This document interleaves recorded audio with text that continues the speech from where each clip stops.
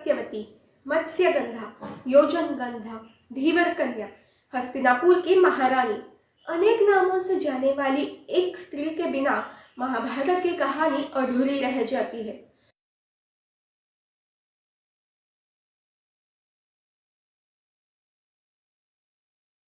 महाभारत में कई आश्चर्यकारक कहानियां मिलती है। उनमें से एक इसके जन्म की। कहा जाता है एक बार एक धीवर यानी कि मछुआरे को एक बड़ी सी मछली मिली और जब उसने उसे काटा तो उसमें से दो बालक निकले, एक लड़का और एक लड़की। अब मैं क्या करूं ये सोच के वो महाराज के पास गया। महाराज ने बेटे को रख दिया और बेटी को वापस कर दिया।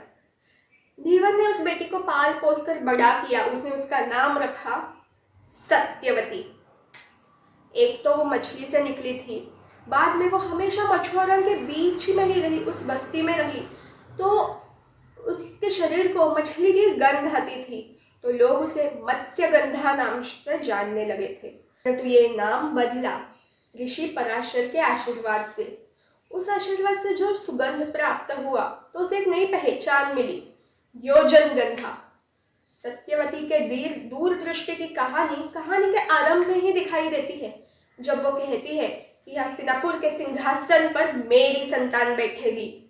हालांकि इस इच्छा पूर्ति के लिए देवव्रत ने भीष्म प्रतिज्ञा की, परंतु सत्यवती की दोनों संतानें अधिक समय तक सिंहासन पर नहीं रही।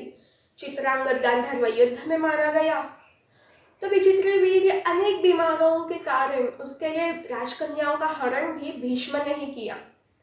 परंतु उसके मृत्यु के पश्चात सत्यवती ने फिर से एक बार, दूसरी बार नियति को खुद से लिखने की कोशिश की, महर्षि वेद व्यास द्वारा धृतराष्ट्र पांडु के जन्म के लिए।